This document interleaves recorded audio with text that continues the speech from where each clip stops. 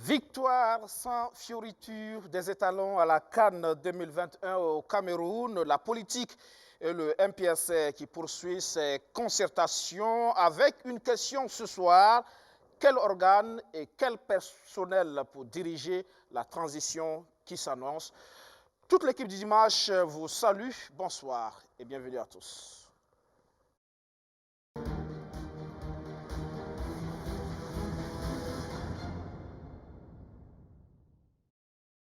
On ouvre sur cette info donc avec le sport, cette belle copie rendue hier par les étalons face aux Aigles de Carthage. Un match sans déchets avec la clé une victoire qui nous envoie donc en demi-finale de la CAN Cameroun 2021. Le point avec notre envoyé spécial Luc Pabelguem.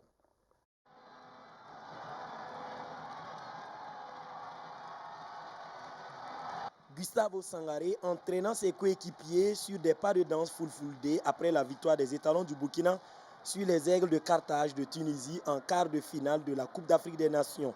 Ces pas se sont esquissés sur des sonorités des supporters de Garoua, la capitale du Nord Cameroun. En effet, le stade Roumdé Adja de Garoua était entièrement acquis à la cause de l'équipe nationale burkinabé pour ce troisième face-à-face entre le Burkina Faso et la sera trop forte. C'est un jeune qui vient d'éclore et nous pensons pouvoir l'accompagner tout doucement pour qu'il puisse trouver vraiment une vitesse de croisière. Je pense que ce qu'il fait déjà, c'est bien. Mais nous ne pensons pas que Dango soit le joueur providentiel ou bien le joueur déjà accompli. Parce que nous voulons que ce garçon garde la tête sur les épaules, les pieds sur terre.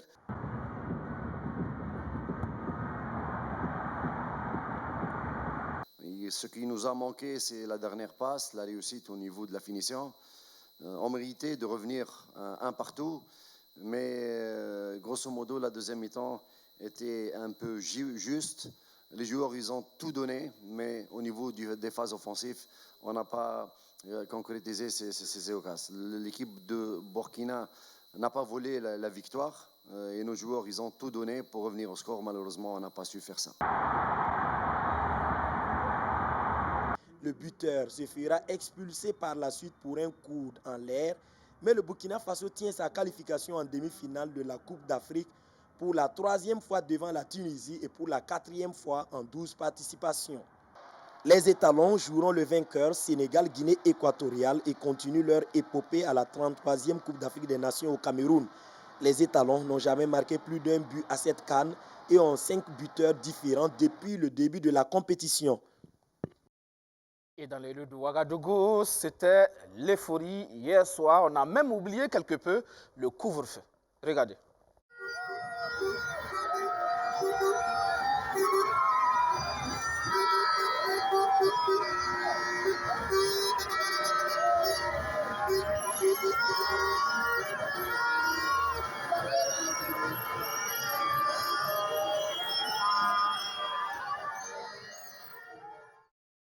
En ligne du Cameroun, Luc Pabelguem, notre envoyé spécial. Bonsoir Luc. Oui, bonsoir. Il faut dire que c'est l'équipe des étalons qu'on recherchait. Hein. C'était véritablement le match le plus abouti, c'est bien ça. Oui, tout à fait. Il faut dire que pour ce match-là, les étalons ont pu se réconcilier avec leurs supporters parce que vous voyez, depuis le début de la compétition, les étalons avaient l'habitude de gagner, mais sans trop satisfaire les supporters parce que ces derniers restaient sur leur soif. Mais avec cette équipe de la Tunisie hier, on a vu quand même une équipe burkinabé qui a pu poser le ballon, qui a pu réussir quelques passes et des actions. Il faut dire que la pelouse aussi, la bonne pelouse du terrain du stade Roumdé Adja de Garoua a aidé aussi à cela parce que c'est une très belle pelouse et les étalons ont pu confirmer quand même que devant la Tunisie, ils ne tremblent pas quand il s'agit d'une phase finale de la Coupe d'Afrique des Nations. Et hier, la victoire, vraiment, elle était totale, même si elle a été acquise au forceps. Mais c'était une victoire quand même avec la manière, on peut le dire. En tout cas, le match référence, on peut dire qu'Amou Malo a réussi là quand même le coaching. Hein. C'était tactiquement, chacun était à sa place visiblement. Oui, tout à fait. Vous voyez que même pour les éliminatoires, pour le tour, le barrage du mondial contre l'Algérie, ça a été aussi comme ça pour ce match retour. C'est cette équipe solide des étalons qui a joué à Blida, là qu'on a un peu retrouvé hier contre les Aigles de Carthage. Vous avez vu, quand en première période, tout a presque réussi aux étalons, avec cette action de grande classe, ce but de Dango Ouattara, franchement, il fait partie des meilleurs buts, des top buts de cette CAN-là, parce que tout y était. Vous avez un Blati Touré depuis le milieu qui arrive à casser jusqu'à 2 lignes avec sa passe. Et à la fin, Dango n'avait qu'à conclure de la belle manière. C'est comme vous le dites si bien, cette équipe-là quand même est montée en puissance, même si elle n'est pas arrivée favorite devant la Tunisie, elle a pu tirer son épingle du jeu. L'effort de course de Dango, cette sérénité pour faire le dribble finalement, avant de coulisser le ballon dans les filets, il fallait le faire en tout cas pour ce jeune garçon de 20 ans à peine, hein, c'est bien ça Luc? Oui, il a 19 ans et vous voyez généralement quand on est régulier aussi dans son club, ça se ressent dans l'équipe nationale. Dango Ouattara, il a joué un peu à côté. Il avait tenté la même action, mais il n'avait pas eu de réussite ce jour-là. Hier, il a joué avec du cran et c'était une très belle réalisation. Au fond, il faut dire que Kamou Malo est un peu aidé parce qu'il a des jeunes qui sont un peu titulaires dans des équipes de deuxième division en France ou en Afrique ou en tout cas dans des clubs qui sont du niveau de la CAN. Parce que cette CAN-là, avec l'expérience, on se dit que ce n'est vraiment pas une canne des stars. Hein. Les stars ont du mal à s'imposer. Et quand vous arrivez avec un grand nom, évidemment, il y a toute une batterie de stratégies contre vous. On va dire le plan anti-Salah, le plan anti-Mané, le plan anti-Riyad Mahrez, etc. Oui, monsieur Luc. Ce qu'il faut retenir aussi, vous l'avez dit dans l'élément, c'est quand même ces Camerounais acquis à la cause des étalons. Curieusement, ce que les Camerounais se disent, c'est qu'à chaque CAN qui se retrouve dans la même poule que le Burkina Faso, eux, ils vont loin. Donc, ils voient un peu le Burkina Faso comme leur porte-bonheur. Et je vous informe qu'avant cette CAN-là, par exemple, pour les autres CAN, le Cameroun avait l'habitude de venir les préparer au Burkina Faso. C'est dire que les Camerounais se disent que les Burkinabés leur portent chance. Et comme on a joué le match d'ouverture, ils ont vu un peu que le Burkina aussi était en forme. Et du coup, c'est lié une sympathie avec cette équipe burkinabé. À chaque fois qu'il y a le match des étalons, partout où nous partons, nous sommes allés à Bafoussam, à Limbe, hier à Garoua. Partout où nous partons, on sent une liesse autour des étalons. C'est vrai qu'on a aussi presque les mêmes couleurs. Mais ici, le Burkina est vraiment connu au Cameroun. Quand vous arrivez à Yaoundé, les noms qu'on vous sort ici, c'est Souké et Siriki. Ah, mais là, c'est du vrai star ici. Voilà, ensuite, on va vous parler de Thomas Sankara et puis de commissariat de Tampi. Donc, le Burkina est connu ici. Et par rapport aux joueurs, ils aiment beaucoup Bertrand Traoré. Hier, il y a un qui m'a dit que s'il savait que Bertrand n'était pas titulaire, il ne viendrait pas au stade. Mais je lui ai dit, écoute, il y a le jeune là, il porte le dossard 20. Il va te faire oublier Bertrand Traoré tout de suite.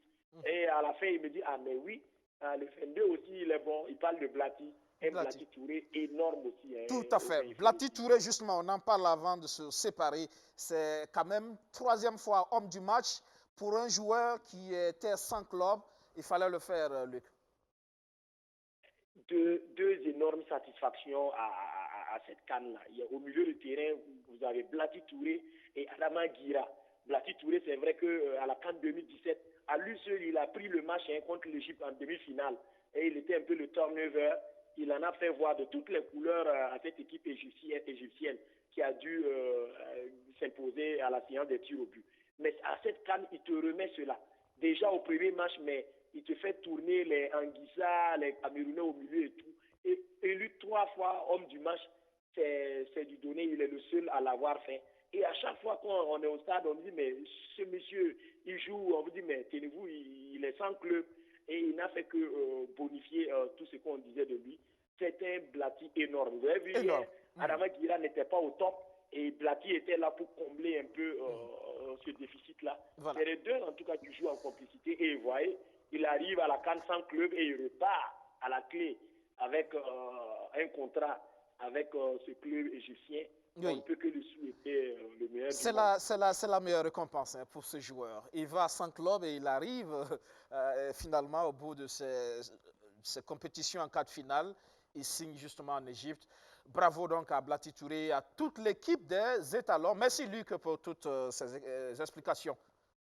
Merci bien, Aubin. Bonne suite et bonne chance aux étalons pour la suite. Merci, merci. Retour donc chez nous pour parler à présent de politique. Le président du MPSL, le mouvement patriotique pour la sauvegarde et la restauration, face à une délégation des chefs d'État-major des armées des États membres de la CEDEAO, arrivé à Ouagadougou hier pour une visite de 48 heures, une délégation conduite par le vice-amiral Seth Amouama. Paul-Henri Damiba a salué l'intérêt de la CEDEAO tout en expliquant à ses hôtes que son action répondait aux aspirations du peuple burkinabé, un peuple burkinabé qui a soif de sécurité. Il faut dire que cette visite intervient au lendemain de la suspension du Burkina Faso de toutes les instances de l'institution sous-régionale. Et dans la série des concertations engagées par le lieutenant-colonel Damiba, il y a cette rencontre avec les directeurs généraux des sociétés d'État et des établissements publics de l'État. Question d'en savoir davantage sur la santé et la gestion de ces structures et mettre les patrons des sociétés d'État et des EPE au diapason de la nouvelle vision pour le Burkina Faso nouveau. Et puis, on a cette question ce soir. C'est la question qui se pose désormais après ce push consommé. Quel organe à mettre en place et quelles ressources humaines pour conduire la transition, aider le MPSR à sauvegarder et à restaurer. Suivez. Au lendemain de la prise du pouvoir par les hommes en treillis, deux questions majeures taraudent les esprits. Quel type d'organe ou encore quelle qualité de ressources humaines pour conduire la transition politique? L'homme politique et constitutionnaliste Abdoulaye Souma, lui, table sur trois organes clés. Je pense qu'il faut rentrer dans la normale, avoir un exécutif de transition, avoir un législatif de transition qui vient compléter le pouvoir juridictionnel de transition. Je parle ici du Conseil constitutionnel qui, normalement, doit exister sous la transition et faire office de pouvoir juridictionnel de transition. Dans la même veine, cet ancien membre du Conseil national de la transition 2015 milite pour un organe législatif en plus d'un pouvoir exécutif. Parce qu'on ne peut pas faire une telle transition parce que les griefs qui ont été soulevés, que ce soit par les nouvelles autorités ou la société burkinabé de façon globale, nécessitent des réformes. Et donc, pour faire des réformes, c'est bon qu'il y ait un organe législatif. Voilà. Parce que si c'est un organe à titre consultatif, ce n'est pas assez bon parce que si vous faites des consultations, vous devrez laisser les réformes à un pouvoir qui sera élu au détour des élections pour les adopter. Il n'y a aucune garantie. Mais si c'est un organe législatif qui va adopter des normes comme on l'a fait en 2015, et ça permet justement de contraindre ceux-là qui viendront parce que ça sera des normes en raison de la nature des organes qui seront mis en place sur la base du consensus et de l'inclusivité surtout parce que c'est un critère assez important. L'inclusivité. Le mot est lâché. Il est sur toutes les lèvres afin d'éviter une transition aux antipodes des aspirations du peuple. Inclusion politique parce que ce n'est pas démocratique, mais l'histoire elle-même exclut. L'histoire elle-même exclut. Si un malheur est arrivé par votre faute, normalement, si vous avez de la conscience, si vous avez de l'amour pour la patrie, vous devez vous mettre en retrait. Automatiquement. C'est-à-dire c'est une auto-censure. Il n'y a même pas besoin que des acteurs viennent vous bousculer pour vous dire des choses qui ne sont pas élégantes. Parce que en 2015, en 2014, 2015, on s'est retrouvé dans la situation et devant la question de savoir si on faisait des élections et que c'est le même parti CDP qui a été chassé par le peuple à l'insurrection qui revient, qui gagne les élections. Qu'est-ce qu'on fait? Est-ce que l'insurrection aurait eu un résultat? Est-ce que le peuple aurait pris des risques, etc.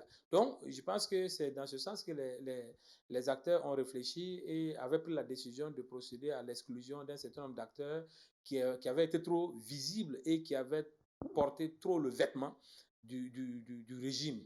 Et je répète que j'étais opposé à ça, mais je comprends dans quel sens ça a été fait. Et je pense que automatiquement, en dehors même de ce type de normes, un acteur qui est en cause ou qui a été mis en cause doit savoir raison garder pour ne pas compliquer encore la tâche des autorités de transition ou la tâche du progrès de la nation. Pour autant, il ne faut pas exclure la majorité sortante, insistent ces acteurs. Au MPP, il y a toujours de la bonne graine, tout comme au CDP et dans bien d'autres de partis politiques, indique Anselme Somda. Mais attention, préviennent tous, il faut éviter le piège de 2015 en faisant appel à des usurpateurs. Et moi, j'interpelle et j'avertis déjà que si nous magouillons sous cette transition, l'histoire va se répéter. Je sais. Éviter le piège de 2014. Je sais de quoi je parle. La transition de 2014 a connu beaucoup de piratage, et permettez-moi le terme, parce que tout le monde a voulu contrôler la transition et tout le monde a voulu contrôler l'après-transition.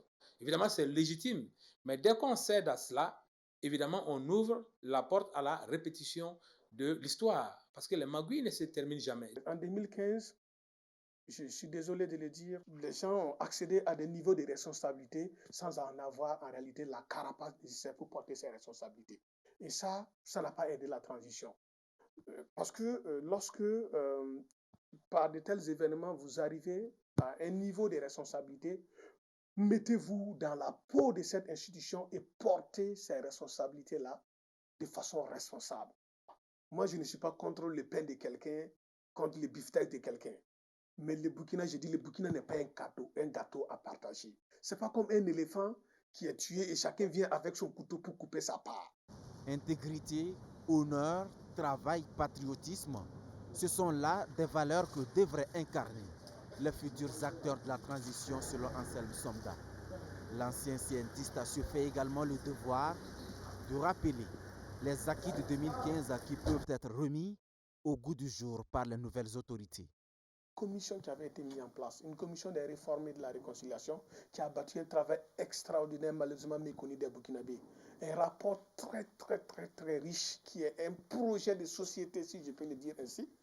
Malheureusement, une suite n'a pas été donnée par ceux qui ont gagné les élections de 2015. Je pense que ces travaux-là peuvent être repris, réchauffés, parce qu'il y avait des propositions de loi qui avaient été proposées par cette commission.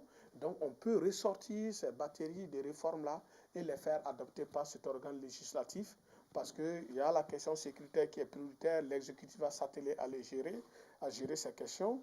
Et bien entendu, si vous êtes dans une situation comme celle-là, c'est aussi bien que, en plus de la gestion des questions sécuritaires, il y a la refondation qu'il faut assurer. De son côté, le professeur Abdoulaye Souma lui fonde l'espoir que cette étape soit un nouveau départ, une aubaine pour l'émergence de nouvelles classes politiques rénovées dans les hommes, rénovées dans les idées et rénovées dans les méthodes politiques. Alors, premier plateau ce soir avec des acteurs. Moussa Zerbou de l'Union pour le progrès et le changement EPC. Bonsoir, bienvenue. En face, David Moyenga du Socle citoyen pour la libération. Bonsoir, bienvenue. Oui, bonsoir. Avec nous, notre consultant du dimanche, Siaka Koulibaly. Bonsoir, bienvenue. Bonsoir. On l'a vu donc. Première question, les organes. Faut-il faire comme en 2015, un organe législatif, un organe exécutif? David Moyenga, vous étiez au CNT en 2015. Oui. Il faut garder ce schéma? Oui. Le schéma dépend des objectifs à atteindre. Si effectivement il faut faire des réformes, il faut bien un organe qui puisse quand même adopter, si vous voulez, des nouvelles dispositions, des lois, voire même corriger ou renforcer certaines. Donc, un Parlement peut être intéressant pour pouvoir donner une vocation légale et même légitime. En dehors de ça, si ça reste des organes consultatifs ou très ordonnancés, bon, ça peut aussi perdre en légitimité. Donc, je pense que le modèle 2014, il est pas mal. Et je crois que d'autres pays aussi s'en inspirent déjà. Voilà. Donc, la question ici, c'est est-ce qu'on va adopter des lois? Est-ce qu'on va changer des dispositions institutionnelles ou constitutionnelles? Est-ce qu'on va faire tout cela? Alors, s'il est clair qu'il y a des choses à corriger dans notre espace institutionnel, et moi je crois qu'il y en a, je pense qu'il y a plein de choses à corriger. Voilà. Donc, ça Pour la transition doit opérer des réformes. Forcément, fondamental encore, parce que comme disait l'autre collègue du CNT à l'époque, il y a eu effectivement, j'allais dire, beaucoup d'éléments inachevés.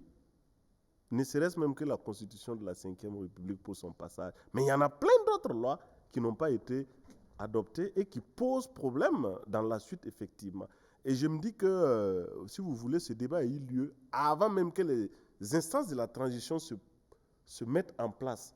Pendant le débat de la charte de la transition, qui était l'espace de discussion entre les acteurs, la question s'est posée, faut-il un parlement à caractère législatif ou bien fallait-il pas? Cette question s'est posée et dans le débat général, dans les contradictions et tous les débats théoriques, tout ce qui a été amené, mais finalement, on avait besoin d'un organe, en tout cas législatif. Voilà. Donc, ça n'a pas trop changé. Je pense que c'est toujours nécessaire. Moussa Zerbo. Oui, merci. Moi, je pense que je suis dans la même veine que Moyenga pour éviter justement qu'on tombe dans une certaine redondance. Parce que si ce n'est pas fait maintenant, si c'est un organe consultatif, on se contentera d'amasser des lois. Mais après, comment valider ces lois-là? On sera obligé de revenir. Alors que si on veut être efficace, on veut être précis dans ce que nous faisons, moi je pense qu'un organe législatif est indispensable. Et maintenant... Qui adopte des lois et après aussi que l'exécutif les mette en place sous la transition parce que, attention, en 2015 justement, comme on l'a dit, il y a eu des lois qui ont été adoptées au Parlement du CNT, oui. Mais après la mise en œuvre n'a pas suivi. C'est ça qui a été justement une partie des insuffisances. Parce que la transition avait pour mission de tracer des sillons. Et ces sillons-là devaient nous permettre d'éviter certains écueils que nous-mêmes nous avons critiqués. Si ça n'a pas suivi, c'est ça aussi qui a été, j'avais dit, le mauvais côté. Maintenant, moi j'ai un problème parce que si on doit mettre cet organe en place aussi, il faudrait qu'on regarde la qualité des hommes qui vont constituer. Ça, on y arrive, justement. Okay. L'organe, vous êtes pour le principe Je suis pour le principe, je suis pour le principe de l'organe. Oui, voilà. Cheikh Koulibaly. J'allais juste compléter, si je ne retire pas la parole, que la justification de l'organe législatif, il y a non seulement les réformes, comme on l'a dit, mais aussi, c'est un organe de contrôle aussi, quand même, qu'il ne faut pas oublier. De l'exécutif, voilà, de la transition. Et ça, c'est important. Et le CNT avait joué un rôle important dans le contrôle de l'exécutif. On pensait même que le véritable pouvoir se trouvait vraiment là-bas à un moment donné. Donc, si l'exécutif va faillir à un moment donné, il peut y avoir quand même une régulation. Très important. Siaka, pour les organes, vous êtes d'accord? Un organe législatif et puis un organe exécutif, ce schéma?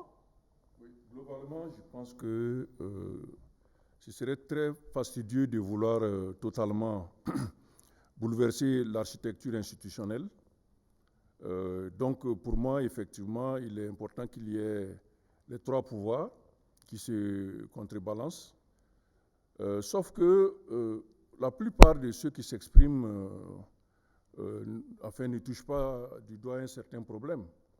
Actuellement, la Constitution est suspendue. Personne ne peut dire si elle va être rétablie ou bien on va passer à la nouvelle directement. Est-ce qu'on ne va pas aller aussi vers une charte C'est une grande... La charte peut exister même si la Constitution est là. La charte sera un additif de la Constitution. Mais son existence dans la Constitution, elle est problématique aujourd'hui. Donc, supposons que l'option soit de partir à une nouvelle Constitution. À ce moment, on ne peut plus avoir un organe législatif classique.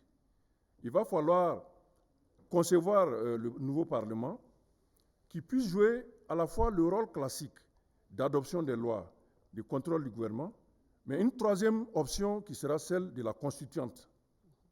C'est-à-dire qu'il y aura une partie qui va s'occuper. Voilà. Donc ce sont des grandes questions qui ne sont pas encore sur la table même parce que le débat public n'est pas à ce niveau.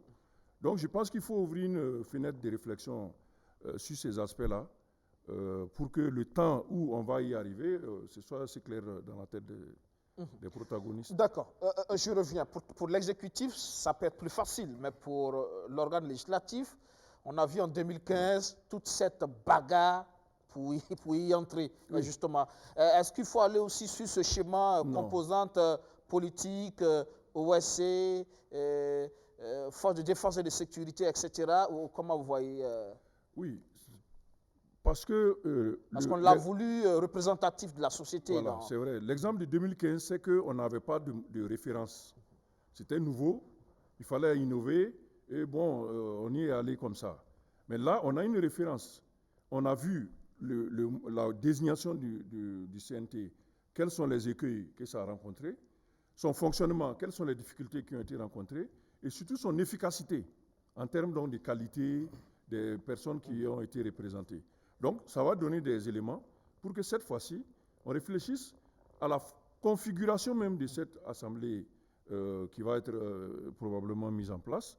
En termes donc de missions d'abord, comme je l'ai dit, les missions classiques et plus la mission de constitutionnalisation plus tard, et aussi effectivement cette question donc de la qualité de la représentation.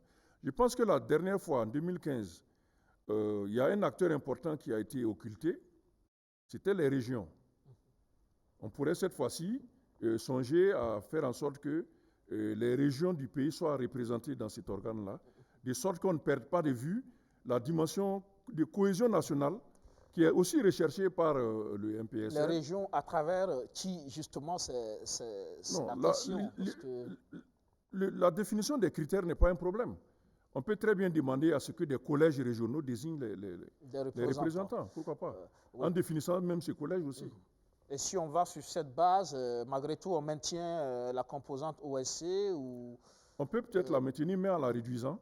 De la même manière que la composante militaire. En 2015, peut-être David se rappelle, on était de ceux qui pensaient que les militaires devaient être en nombre très réduit. C'est à notre grande surprise, on a vu qu'ils étaient jusqu'à 25. Bon, c'est des éléments... Une confidence, hein, peut-être Moyenga pourrait le confirmer ou pas. Il semblerait que c'était la composante FDS qui était en termes de consistance dans la production, était la plus intéressante par rapport aux autres composantes. Oui, je pense que ça a été une expérience où même quelquefois, les hypothèses de départ ne se sont pas vérifiées forcément à la fin. Voilà. Et à ce niveau, je peux dire, les FDS étaient très bien organisés, très disciplinés, et même... sérieux dans le travail. Mais ils avaient aussi une capacité intellectuelle dans la production, contrairement à ce que les gens peuvent penser. Aujourd'hui, les FDS, là, ce ne sont pas des FDS des années 1960. Non, ce sont des intellectuels. Beaucoup sont venus dans les universités, ils sont allés étudier ailleurs. Souvent même, il y en a qui ont un regard international et une maîtrise de certaines questions plus que certains OSC, voire même des politiques aussi qui sont arrivés pour la première fois à l'époque. Donc, moi, je dis, c'était la composante même la plus solide. Voilà pourquoi, pour moi, au sortir de la transition, j'ai dit, vous voyez, les juristes dans les facs de droit qui font les politistes, les sociologues et autres, là, ça devait faire l'objet d'une capitalisation et de recherche pour voir est-ce qu'on ne peut pas modeler nos institutions. Même la représentativité, c'est vrai, il y avait des faiblesses par rapport au mode de choix, mais en définitive, quand même, on voyait que toutes les couches étaient représentées. On avait le monde des gens qui venaient de droits de l'homme, ceux qui venaient de ce qu'on appelle des groupes spécifiques, qui venaient effectivement des personnes handicapées, des gens qui étaient les femmes, les jeunes, même des étudiants. La plus jeune avait 22 ans en arrivant au Parlement.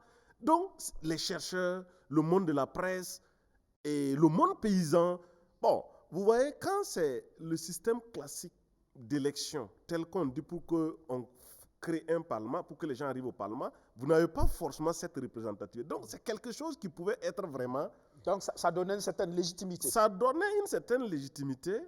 Et donc, quelque part, je pense que il faut qu'on continue à améliorer la représentativité du point de vue vraiment de notre société dans ces différents organes de décision. On aurait voulu qu'à la fin du CNT aussi, vous produisiez un rapport justement sur l'organe en question, la composition. Peut-être ça aurait aidé. Oui, bon, il y a quand même pas mal d'éléments et nous sommes revenus un peu là-dessus quand même. Zerbo, je pense on parle justement de ces entités pour la représentativité. Parce qu'on se rappelle qu'en 2015, des gens sont rentrés sous le couvert d'OSC, mais en vérité, représentaient des partis politiques. Ce qui faisait que ça créait une certaine majorité en faveur de certains partis politiques. Absolument, parce qu'il y avait un déséquilibre. Il y avait un déséquilibre dans ce Parlement pour la simple raison que des OSC politiques sont venus justement sous le couvert des OSC, mais en réalité qui défendaient des chapelles politiques. Dans la même veine que mon frère Mouyenga, je pense que moi j'insiste beaucoup sur la qualité des hommes, ce que je disais tantôt. Parce qu'il ne s'agit pas ici d'aller s'asseoir pour regarder le Parlement. Il n'est pas question de cela. Il est question de produire des choses et d'adopter des choses de façon réfléchie et de façon responsable. Parce que nous venons d'une situation, nous avons connu une expérience de par le passé. Pour ne pas retomber dans les mêmes erreurs, il va falloir justement qu'on puisse tenir compte de ce caractère inclusif. Inclusif en ce sens qu'on pourrait avoir toutes les composantes dedans, mais en misant sur la qualité des hommes. Il ne sert à rien de réunir des gens qui ne sont pas capables de produire quelque chose. Je suis d'accord pour l'idée des régions. Nous avons 13 régions. Si un collège est mis en place pour pouvoir désigner justement des personnes au niveau de chaque région, je pense que la cohésion passe aussi forcément par ça. Il faut que chaque région se sente concernée, il faut que chaque entité se sente concernée. Mais, comme on l'a dit, nous on n'a pas suivi ça trop au CNT, qu'il y ait plus de personnes d'une catégorie donnée, je pense que c'est ça aussi qu'on doit revoir. Il faut essayer d'équilibrer les choses, même s'il y a de la matière là-bas, il faut essayer d'équilibrer les choses, de sorte qu'on puisse avoir en tout cas une certaine harmonie. Chaka Koulibaly, rationaliser aussi les dépenses, hein, parce que désormais on veut s'inscrire dans ça. Ce n'est pas aussi au nom de la représentative se retrouver avec 127 ou 200 députés au CNT. Hein. Non, moi je pense qu'on peut même augmenter, mais en réduisant la prise en charge. Parce que c'est une représentation intérimaire. On peut réfléchir au modèle. Il y a des pays où les députés, les membres du Parlement ne sont pas des professionnels. Ils sont architectes, ils sont comptables, ils sont médecins. Et ils viennent pour plancher sur les lois, ils retournent à leur travail. Ils ont juste des indemnités de représentation de session. Donc on n'est pas obligé d'avoir des gens à temps plein, alors que la qualité, puisqu'il y a une nomenclature budgétaire qui définit aussi comment on doit payer les gens. Ce que vous dites, c'est intéressant. Il y a des gens qui n'ont pas de la compétence, mais comme ils ont été désignés, on les paye au niveau d'un autre niveau de rémunération. Donc tous ces éléments, je crois qu'il va falloir regarder de plus près. Donc au lieu de faire une composante qui soit lourde d'un point de vue budgétaire dont vous parlez, on peut donc réfléchir à tous ces aspects-là. Surtout que le président du MPSR, en s'exprimant l'autre jour, a parlé du désintéressement. Tout à fait. Je pense qu'il va tenir à cet aspect des choses et qu'on peut revoir donc la manière donc de fonctionner de l'institution où il y aura plus de monde dans le sens donc de la rationalisation des dépenses. Oui, pour moi, ça pose justement forcément la question de la taille. Il y avait 90 députés au CNT. Donc, qui réduisait déjà avec les 127 bien avant. Et qui, bon, actuellement, on est encore à 127. Bon, mais, bon, c'est vrai que la réflexion est lancée. Mais je crois que si on définit une taille, il va falloir travailler maintenant sur la représentativité, en fait, je dirais, au quota ou réticulée selon les statisticiens. Mais sinon, bon, les régions, les provinces et autres, je crains qu'à un moment donné, ça devienne un peu trop pléthorique aussi. Donc, c'est quel dosage il faut faire? Ça, c'est vraiment une réflexion qu'il faut avoir. Bon, maintenant, moi, je me dis, vous voyez, le Parlement de la transition avait réussi quand même quelque chose, à réduire déjà le budget du Parlement qui était de 16 milliards, le Parlement qui était parti en fumée là, à l'insurrection. Et le Parlement de la transition avait un budget de 11 milliards et a dépensé effectivement un budget de 8 milliards. Bon, donc, quelque part, ça montre qu'on peut réduire les dépenses au niveau du Parlement si on arrive à enlever un certain nombre de dépenses superflues. Ça, c'est très clair, ça peut se faire. Voilà. Cependant, dans un parlement, nous n'avions pas l'expérience, hein, parce que moi, j'ai été aussi dans un autre parlement, qui est le parlement de l'Union africaine. Et en arrivant à ce parlement, tous les parlements doivent avoir un certain nombre de dispositions en termes de protocole, de ce qu'il y a. Mais nous sommes allés, on est allé, même la tenue, vous ne pouviez pas participer à certains travaux du Parlement à l'ouverture. Donc, du coup, on avait raboté certaines choses qu'on n'avait pas compris en termes de financiers. Et arrivé là-bas, maintenant, ça se pose. On a transporté des parlementaires dans des supermarchés pour trouver rapidement des vêtements pour qu'ils puissent pouvoir participer. Donc, il y a un Donc, minimum. c'est pour dire, il faut tenir compte des minimums parce que ce n'est pas nous au Burkina là seulement. En tout cas, si on va participer à des instances d'autres parlements, quelquefois, on a vu des choses comme ça. Cependant, je dis, la question du désintéressement, de l'esprit de sacrifice là, en tout cas, ça doit prévaloir parce que ça, c'est possible de réduire des choses dans le fonctionnement d'un parlement. D'accord. Voilà. Oui. Absolument, parce que je partage ce point de vue, mais ce qu'il a relevé là, c'est très, très capital. Nous qui avons été de la 7e législature, nous avons été dans d'autres parlements, ou moi-même j'ai conduit des missions dans d'autres parlements, mais j'avoue, quand vous arrivez, ça je parle de l'ordre constitutionnel normal. Maintenant, quand vous arrivez, j'avoue qu'il y a des moments où vous êtes à l'étroit. Hein. Vous êtes obligé de vous mettre à... Voilà. Donc, il ne faudrait pas aussi qu'on veuille raboter au point que ça puisse devenir un problème. Mais je soutiens l'idée qui est que le sacrifice doit prévaloir. Et pas forcément faire comme si on était dans un processus normal. D'accord. Un mot avant de passer justement au personnel. 2014, c'était une insurrection populaire. Donc, on a eu droit à un président civil. Cette fois-ci, ce sont les militaires qui ont fait le coup d'État. Est-ce qu'on garde le schéma malien aujourd'hui, c'est-à-dire le président du MPSC qui reste, mais avec un premier ministre civil et puis bon, je ne sais pas comment vous voyez cet aspect des choses. Je pense qu'on est bien parti pour ce modèle. Hein. Je pense. Ce n'est pas encore annoncé, mais ce serait une possibilité dans la mesure où en 2014-2015, le poids de la communauté internationale, en particulier l'Union africaine, était très forte, qui avait exigé coûte que coûte que le président de transition soit un civil. Le Mali s'est conformé à cela pour ensuite connaître des problèmes politiques qui ont amené... On a dû rectifier. Voilà, on a dû rectifier. Donc, ils avaient prévu un poste de premier et de vice-président pour compenser la position de Goïta. Finalement, il est devenu le président. Aujourd'hui, je pense que la situation qui se pose aujourd'hui, il y a une nouvelle perception des choses. Il est fort possible que notre modèle aussi soit celui que le Mali a aujourd'hui, ou même la Guinée aussi. D'accord. Voilà. Ou d'autres pays comme le Tchad. On va parler du personnel dirigeant justement pour cette transition qui va se dessiner. Tout à l'heure, on suivait dans l'élément la notion de l'inclusion. Vous êtes d'accord? En 2014, justement, il y a eu...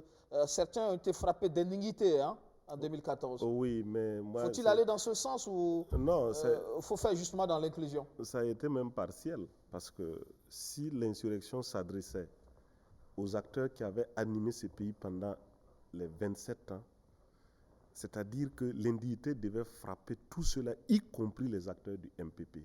Et je dis, l'inclusion a été cette terreur-là d'impliquer les acteurs du MPP dans le processus de la transition, en croyant que non, comme ils venaient de quitter le CDP récemment, donc ils n'étaient pas aussi responsables que ceux du CDP. Ça, c'était une erreur. Il y a eu cette plainte d'Ablasso Ouedraogo justement contre le candidat du MPP. Qui n'a pas abouti. Ça n'a pas abouti, mais je pense que sa démarche était d'une cohérence politique et d'une projection utile pour nous. La preuve. Mais c'est le MPP qui a éclaboussé même la transition. Vous l'avez dit au début, avec beaucoup de OC infiltrés, fabriqués, des mouvements spécifiques sont rentrés, et même des collaborations à l'époque avec certains acteurs, même militaires à l'époque, la transition, c'était connu. Et par finir, ils ont voulu monopoliser même certaines dispositions très progressistes, par exemple sur la loi sur la corruption, les délits d'appareil, ce n'était pas évident. Il faut le dire, hein, leurs représentants, ils n'étaient pas d'accord. Même la révision de la Constitution, mais j'étais étonné de voir leur position. Donc pour eux, il fallait immédiatement faire les élections en précipitant et en internalisant, c'est-à-dire en phagocytant un certain nombre d'acteurs de la transition. La preuve, quand ils sont arrivés au pouvoir, vous avez bien vu quels sont les acteurs de la transition qui les ont rejoints. Ben, ils ont dû jouer des rôles. Et ça, c'était évident. Donc je dis... Le président de la transition d'ailleurs. Mais le président du CNT, pas de la, la transition, du CNT, qui a rejoint. Et pendant qu'on était en train de dilapider les lois, de les maltraiter, bon, ils sont là, ils n'ont rien dit. Donc, moi, je vais dire que... Vous n'êtes pas pour l'inclusion? Non, l'inclusion ne peut pas se faire comme le disait le professeur Souma, comme ça. Non, quand les gens sont responsables d'une certaine responsabilité politique dans les dégâts, mais je pensais quand même, la première des choses même déjà, c'est se taire, c'est se mettre à l'écart même pour réfléchir. Ça reste des Burkinabés. Non, ça reste des Burkinabés, mais je dis qu'il faut aussi une pédagogie et une certaine morale politique. Vous avez défendu des points de vue. Vous avez décidé, par exemple, de vous embarquer dans la vision politique d'un régime qui n'a pas abouti, qui a fait ses errements et qui a abouti par, je dirais, par un naufrage collectif de ce régime-là. Mais les gens de ce régime, comme il le dit, devraient même se garder tout de suite que dans un processus de correction, de relance, dans un processus où on estime que maintenant, on va maintenant aller vers l'avant pour une alternative. Ils estiment qu'eux, ils doivent encore être dans cette... S'il vous plaît. Je prends l'exemple des gens du dernier gouvernement qui ont été rencontrés. Moi, je n'ai rien contre eux. Hein. Je connais même certains. Mais je dis, bon, s'ils doivent, avec tout ce qu'on entendait comme mesure... Lassina Zerbo, il n'a encore rien fait. Il reste vierge, non? Non, moi, il peut contribuer. Je pense que quand vous n'êtes pas un homme politiquement averti ou clairvoyant, vous n'êtes pas obligé de venir sur une scène politique. Pourquoi il vient? Moi, je ne sais pas pourquoi. Il n'est pas obligé de venir être Premier ministre dans une situation où tout le monde comprenait que c'était le ravin. Non, peut-être par sincérité, il a voulu aider son pays. Non, vous savez, il n'y a pas de sincérité, il y a l'objectivité politique. En politique, c'est l'objectivité. Et c'est des prises de pouvoir. D'abord, il vient soutenir quel régime? Il vient soutenir un régime qui était désuet, obsolète, où des voix demandaient la démission de ce régime et des voix demandaient qu'une transition s'installe pour nous éviter d'arriver dans le chaos où on était. Par exemple, nous, c'était notre position. Mais quand vous venez pour, je ne sais pas, sauvegarder ou mettre le cadavre dans le placard, mais vous ne pouvez pas dire que vous n'avez pas de responsabilité. Donc pour vous, tout ce beau monde doit être mis à l'écart pour cette transition? Moi, je crois que le régime qui est tombé doit pouvoir quand même se mettre à sa place et permettre qu'on puisse avancer parce que c'est leurs errements momentanés et leurs superlatifs négatifs, corruption, navigation à vue, blanchiment, mensonge et tout, c'est ça qui nous a conduit dans le ravin. Quand vous dites le régime, c'est le MPP et ses alliés. Mais bien entendu, mais je parle de... Zerbo. Merci. Oui. Bon, moi, je ne partage pas du tout son point de vue, pour la simple raison que le Burkina Faso, dont il est question aujourd'hui, après ce que nous avons connu, a besoin de tous ses fils et toutes ses filles pour aller de l'avant. Ce n'est pas parce qu'il y a eu des erreurs qu'on doit automatiquement dire que, bon, voilà, il faut faire. C'est des erreurs... En 2015, vous étiez contre cette loi Chérif qui excluait les gens du CDP? De toute façon, moi, j'ai dit tout simplement, il fallait laisser... On l'a fait, mais ça donnait quoi, finalement? Ça donnait quoi? Aux élections, là, ça donnait quoi? Les gens n'ont toujours pas élu ce parti? Donc, c'est pour dire qu'en réalité, moi, je ne pense pas qu'on doit codifier ça par une loi et dire que non, voilà, telle personne pour s'être rendue coupable de ci. Non, je pense qu'il y a d'autres voies. Si on a des comptes à demander à X ou à Y, qu'on adopte cette voie pour demander des comptes à cette personne. Il y a une justice qui est là. Il y a une justice qui est là, qui fait son travail. Mais quand tu as décidé de façon unanime de laisser une partie des Burkinabés sur le pan, non, moi je ne partage pas cette idée-là. C'est vrai. Là, oui, non, attends. Je termine. Voilà, je vais préciser, parce qu'aujourd'hui, lorsque vous dites, par exemple, que ceux qui se sont rendus coupables de ci ou ça doivent pouvoir se mettre à leur place. Je pense que dans ce même ordre d'idée-là, et comme Aubin prend l'exemple, il y a des personnes quand même qui sont assez crédibles, qui sont restées dignes, qu'on le veuille ou pas. Donc, ce n'est pas tout le monde qu'il faut mettre, il ne faut pas jeter le bébé et l'eau du bain. Il ne faut pas le faire. Moi, je pense que dans cette classe politique-là dont il est question, il y a des gens quand même qui jouissent d'une certaine probité, d'une certaine, j'allais dire, responsabilité qui puisse les permettre quand même de jouer toujours un rôle pour ce pays-là. Non, l'exclusion ici n'est pas une fatalité politique à vie pour eux, non. Mais nous sommes dans une phase de transition où il faut réorganiser les règles du jeu. Mais quand vous excluez des gens pour cette phase qui est censée poser les jalons d'un Burkina nouveau, il va sans dire que l'après-transition, ces personnes peuvent ne pas se reconnaître justement dans ce qui est décidé. Vous voyez, je vous ai dit que c'est en faisant les choses à moitié comme ça en 2014 que nous sommes retrouvés dans une situation Vous êtes pareille. radical. Non, ce n'est pas la radicalité. Moi, j'ai une logique politique qui veut que quand vous avez des idées que vous développez, vous êtes au pouvoir. Vous avez votre vision et vos pratiques là. Vous assumez le pouvoir et vous assumez vos actes. Maintenant, ceux qui sont dans l'opposition et qui ont refusé d'aller là, c'est-à-dire les acteurs qui animent en mettant en cause les pratiques et la vision du pouvoir là, mais ils font l'épreuve politique de l'opposition, ils font l'épreuve politique de leur point de vue, mais du moment où ils vont pouvoir effectivement, leurs idées vont gagner le terrain et qu'ils vont changer, je pense que on ne peut pas leur dire d'inclure forcément les gens. Maintenant, je dis, il peut y avoir des cadres pour avoir les points de vue de tout le monde. Ce n'est pas parce que vous êtes à l'écart qu'on ne peut pas vous consulter.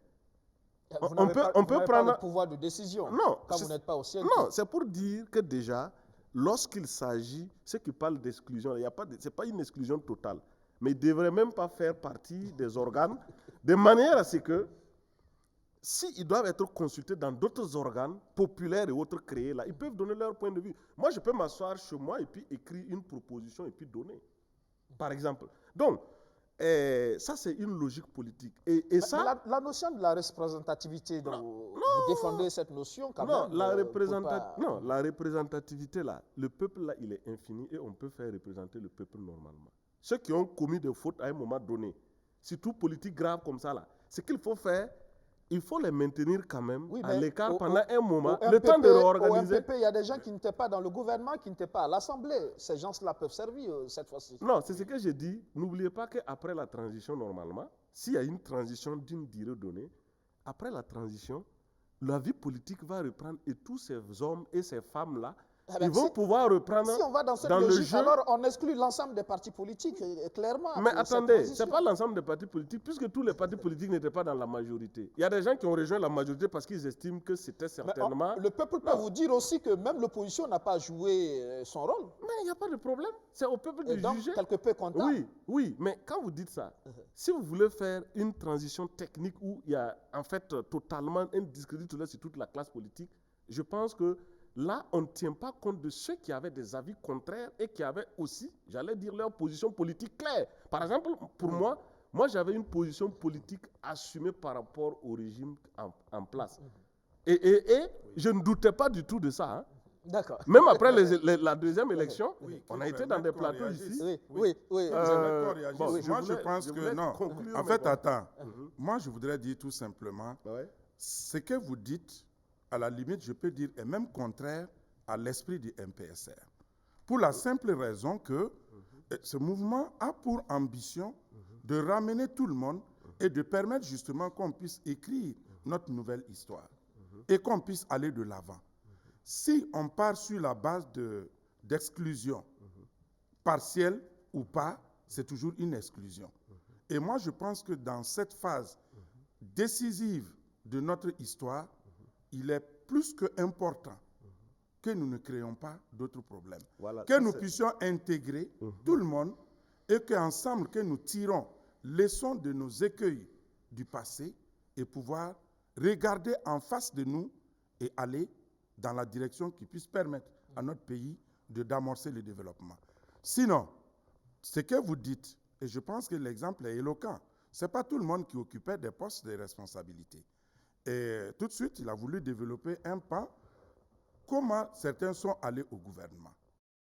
Ils sont allés justement d'apporter leurs contributions. Est-ce que toutes les contributions étaient négatives? Je ne pense pas. Vous parlez de votre leader, Zéphirine Diabré? Effectivement, on a été appelé pour la réconciliation nationale. Et lorsqu'on est arrivé avec une feuille de route bien claire, bien définie, qu'il s'agissait d'élaborer 4 documents, à savoir une stratégie nationale de réconciliation, une stratégie nationale de cohésion sociale, une stratégie de lutte contre l'extrémisme violent et la radicalisation, et le dernier document qui était le pacte de vivre ensemble. Voici ces 4 éléments-là qui permettent déjà aux nouvelles autorités qu'on aille, c'est le début d'une refondation, si on peut ainsi dire. Puisque partant de là, triptyque vérité, justice, réconciliation demeure toujours. Ça a toujours été la vision. Le Burkina a connu des difficultés, on a connu des conflits, qu'on le veuille ou pas. On n'est pas comparable au Rwanda. Au Rwanda, par exemple, ça, c'était des conflits ethniques. Ils sont allés à une réconciliation. Nous prenons l'Afrique du Sud, c'était l'apartheid.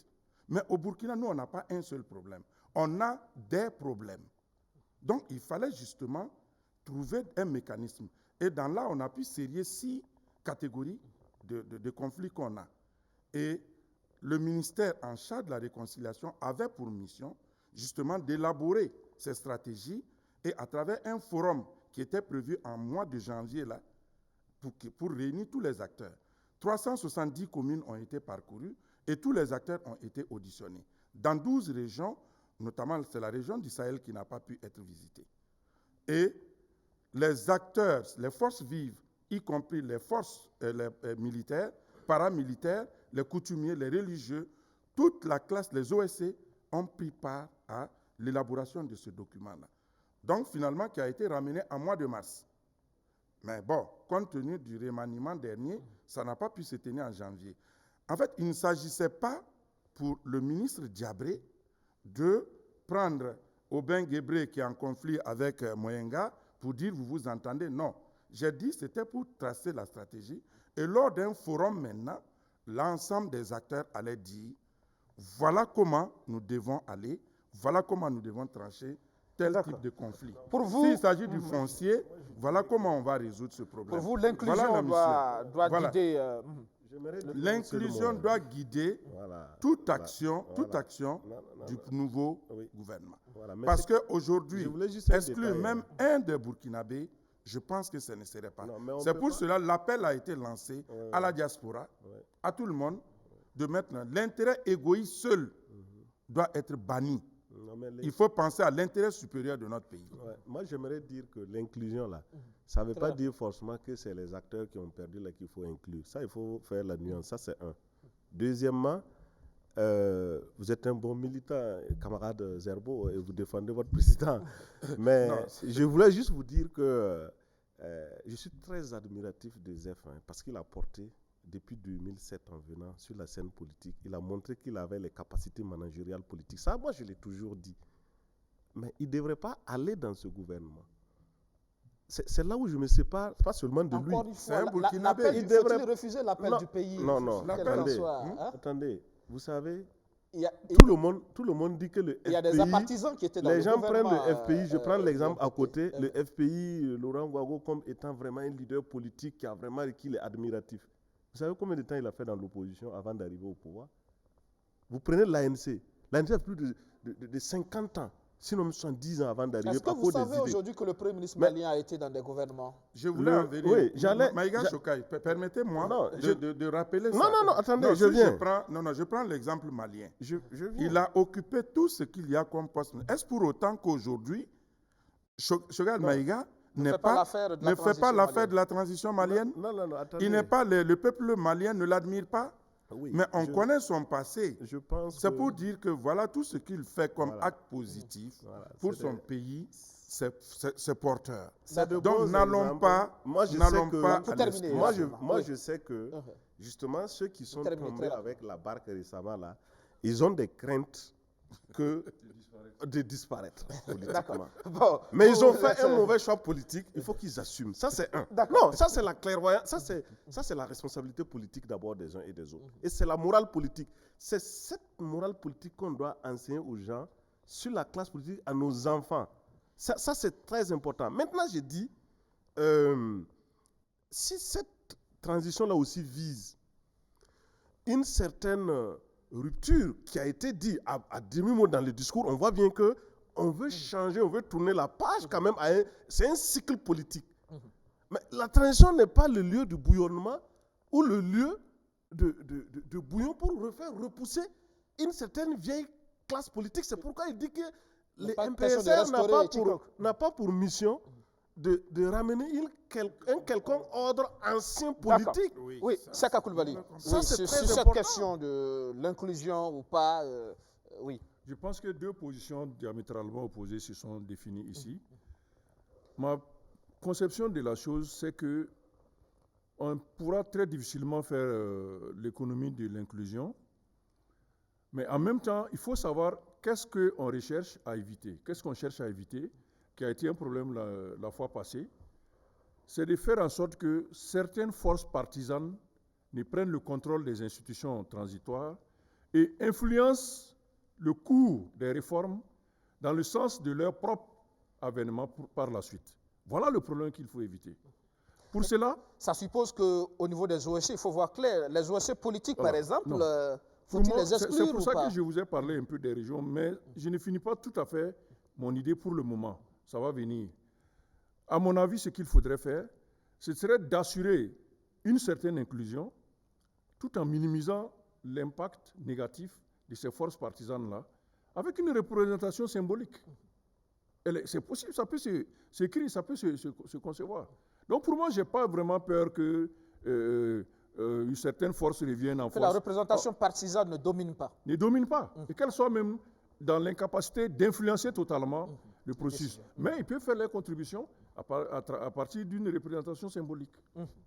Bon, je pense que on est d'accord sur cette question. Hein. Pour les OSC politiques, par exemple, et aussi, faut-il les accepter parce que derrière, après, ils font l'affaire. Non, en fait, je pense qu'il y a des OSC représentatifs dont on connaît le niveau technique, le contenu, voilà, qui peuvent, voilà. Mais malheureusement, en 2014, ces OSC-là, certains volontairement ne voulaient pas participer aussi, hein, parce que les gens ne savaient pas ce que ça allait donner. Il y en a aussi, c'était la peur qui avait fait reculer des forces qui pouvaient être très utiles pour la transition au niveau des OSC. Moi, je ne vais pas vous les citer, je connais des milieux, ils étaient capables bien d'apporter. Mais les gens, pour des raisons internes, ou pour des raisons même de peur ou de non-maîtrise de la situation, les gens ne sont pas assumés. Donc peut-être maintenant, il faut que les gens revoient ça pour que ça puisse permettre d'avoir vraiment des compétences vraiment confirmées pour pouvoir apporter leur contribution. On est en fin d'émission. Pour terminer justement, pour cette transition, comment vous la voyez de façon globale? Non, pour moi, c'est une... Faut-il espérer justement? Non, c'est une transition selon moi quand même qui doit être une transition d'objectifs. C'est-à-dire que les enjeux, les grandes questions à résoudre, là, c'est ça qui doit nous guider. Ça, c'est très... Parce qu'il ne faut pas qu'on revienne faire une troisième transition. Voilà, ça c'est important. Deuxièmement, voilà, comme le Mali, qui bon, on n'en sait rien. Maintenant, cette transition aussi doit être vraiment un moyen, voilà, de recorriger, par exemple, le système électoral. Là, il faut que nous revoyions en profondeur le système électoral pour que ce soit des gens qui puissent sortir sans tâche, des gens légitimes pour pouvoir diriger notre société. Et pour ça, il y a quand même toute une...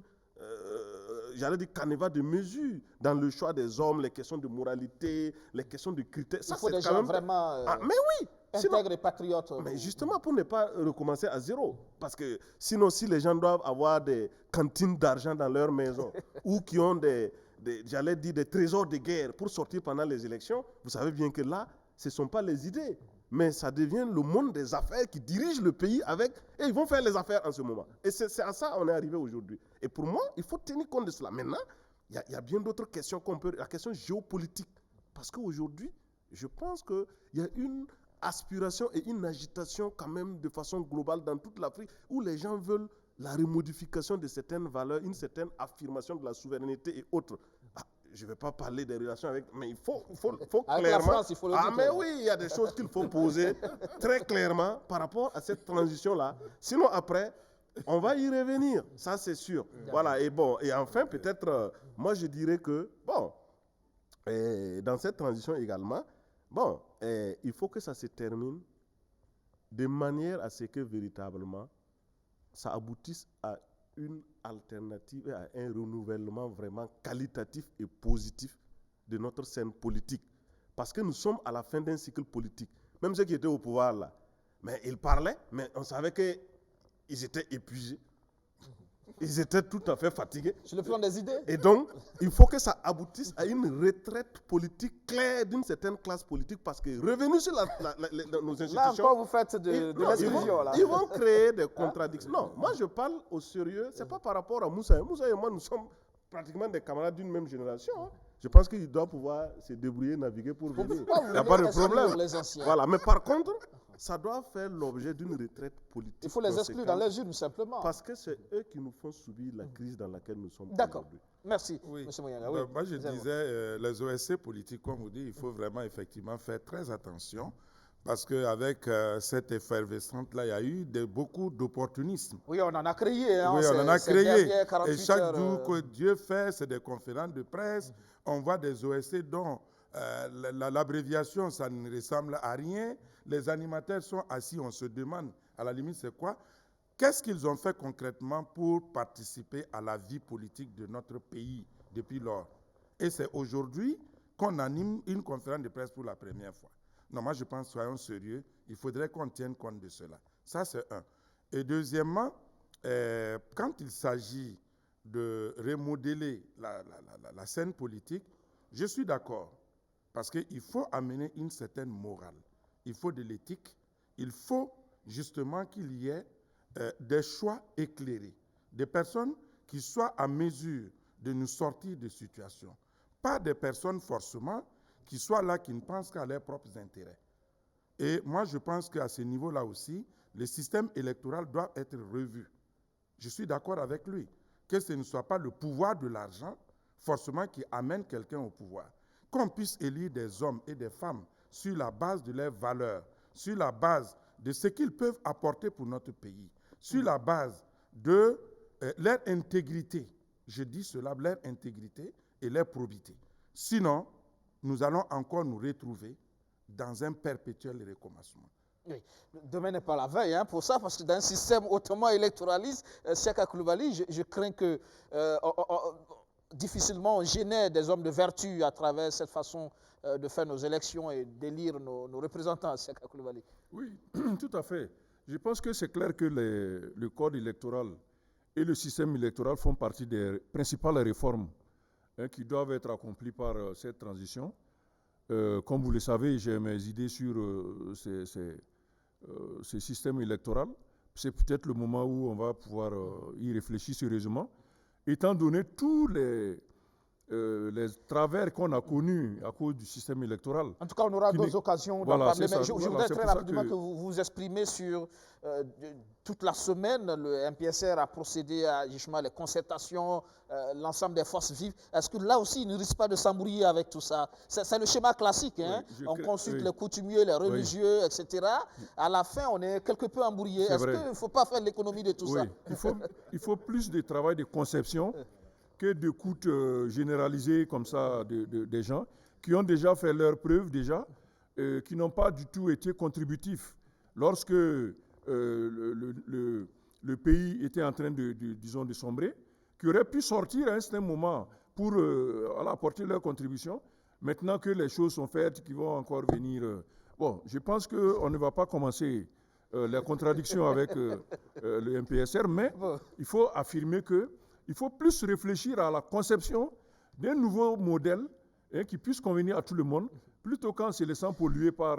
et ça, on n'a pas besoin forcément de grand monde. Quelques personnes de qualité peuvent nous sortir quelque chose d'assez intéressant.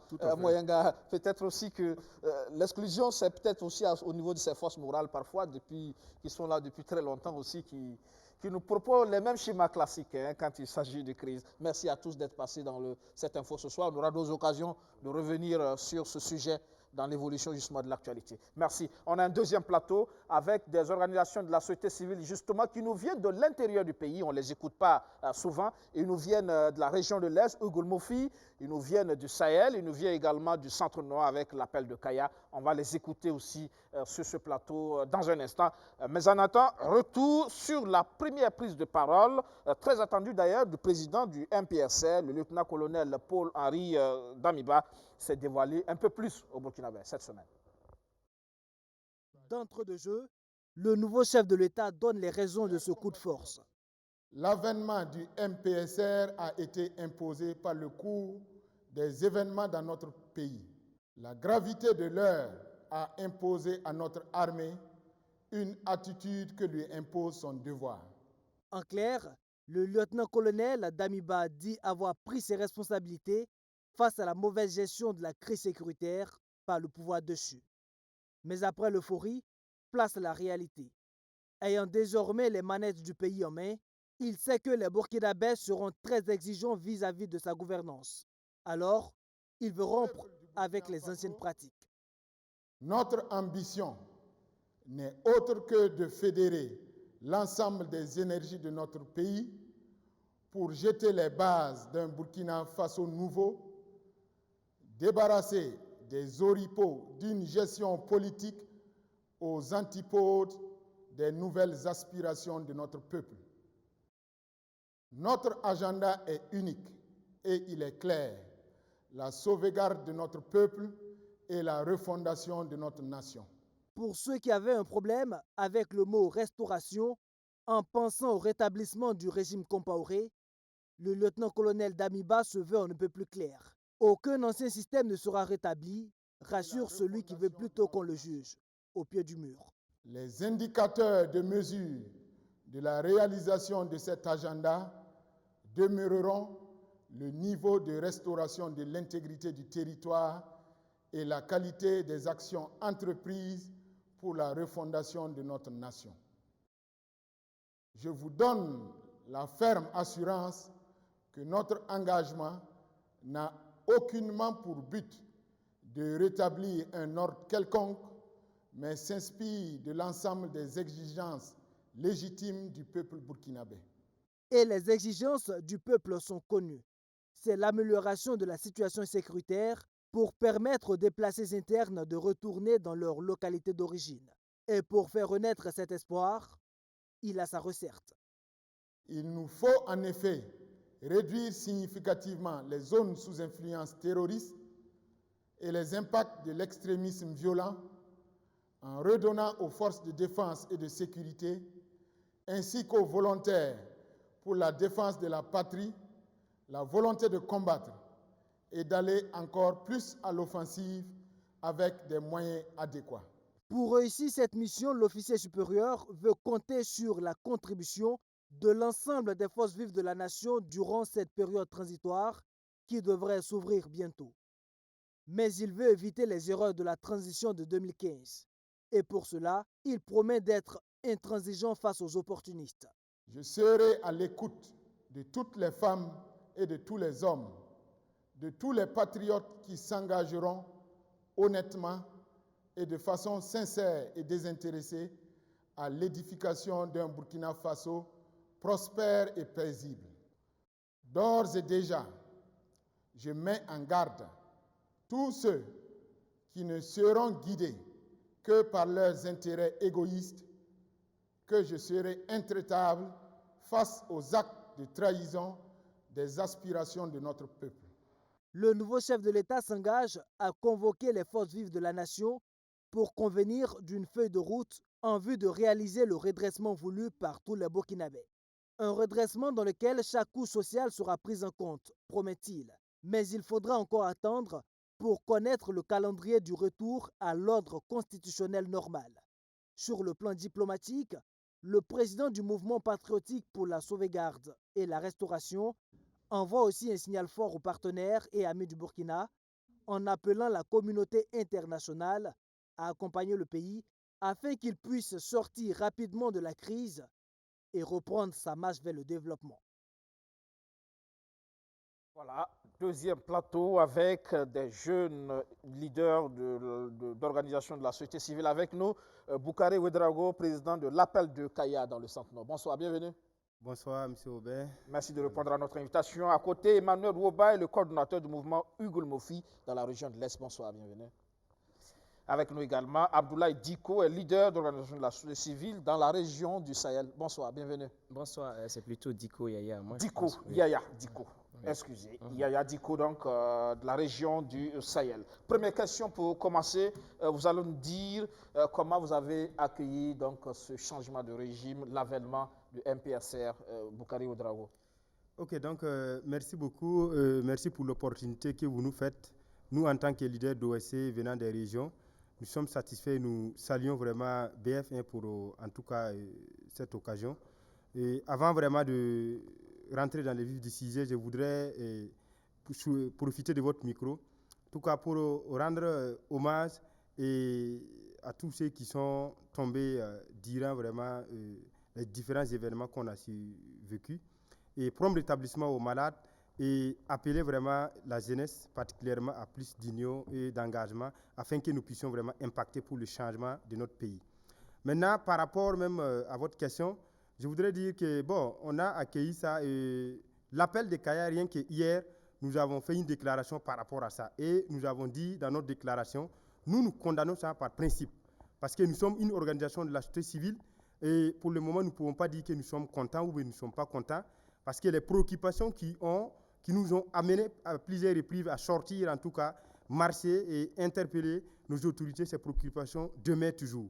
Donc pour cela, nous avons acquis la situation, et que nous sommes en train aussi d'observer et de regarder, et nous sommes vraiment vigilants et nous sommes prêts vraiment à suivre toujours. D'accord. Oui, avec nous également Emmanuel Rouba. Je rappelle que vous êtes justement des jeunes qui avaient eu l'audace depuis des mois de vous organiser, de sortir pour revendiquer justement pour vos différentes régions en proie à cette situation assez difficile.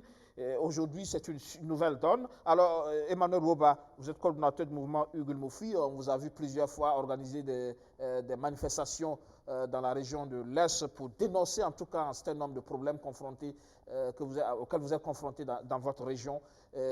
Avec ce changement de régime, comment vous l'avez apprécié, vous l'avez accueilli? Okay. Merci bien. Au-delà donc de ce que les camarades, les frères Ouedraogo viennent de dire, je voudrais ajouter que ce coup d'État, en tout cas, ne surprend finalement personne. Au regard donc de la situation d'ensemble qui prévalait donc dans notre pays, au regard en tout cas de la détresse des populations, exaspérées donc de par la situation sécuritaire vraiment très très pourrie. Mais au-delà donc de la question sécuritaire aussi, il y a autre aspiration de développement également qui n'était pas du tout en tout cas satisfaite. Et malgré donc les multiples interpellations donc des différents acteurs, en tout cas de la société civile, en tout cas le pouvoir en place ne montrait pas donc de capacité à répondre donc à ces interpellations et donc à ces demandes des populations. Donc de ce point de vue, effectivement, ce coup d'État en tout cas n'aura surpris personne, pas même l'ex-président de l'Assemblée nationale, Bala Sakandé, qui en tout cas en dépit donc de ces appels sur le caractère républicain de l'armée là, en fait, c'était des incantations tout simplement. Sinon, eux-mêmes là, ils ne sont pas surpris. Donc, lui-même n'était pas surpris? Non, je pense en tout cas qu'il ne peut pas être surpris. Ok. Donc, alors, oui, monsieur Yaya Diko, pour la région de l'Est, vous êtes jeune, vous vous êtes organisé aujourd'hui pour dénoncer aussi ce qui arrive à votre région. Et comment vous avez accueilli cette nouvelle donne? D'accord, je dirais que moi, je suis de la région du Sahel. Et à l'instar de la région de l'Est, qui est une région jumelle, j'aime le dire, de la région du Sahel, nous avons connu plusieurs manifestations, 4 si je peux être précis, en cette année 2021, pour à chaque fois interpeller le gouvernement burkinabé, les premières autorités de ce pays, à travers ce que nous vivons. Dire aujourd'hui, nous demander comment est-ce que nous accueillons ce coup d'État, sans surprise déjà, il faut le dire, parce qu'il faut dire que toutes les conditions étaient réunies, parce que nous allions droit au mur et tout le monde le voyait. C'est clair que c'est une situation qui n'est pas souhaitable, que personne d'entre nous, aucun républicain ne souhaite. Un coup d'État, ce n'est pas forcément ce qu'on voudrait. Mais il fallait aussi se demander, au regard de cette situation catastrophique, de la perte du territoire, l'intégrité physique, l'intégrité territoriale qui était menacée, près de 2 millions de personnes déplacées internes, est-ce qu'il fallait continuer comme ça? C'est la question centrale que tout le monde se posait à un moment donné de la vie de notre République. Et je pense que ce coup d'État est venu comme une réponse, peut-être la seule que les Burkinabés, en tout cas une certaine catégorie de Burkinabés ont vue, pour arrêter en tout cas le chaos vers lequel nous plongions. J'espère que ces nouvelles autorités comprennent l'envergure de la situation dans laquelle nous sommes.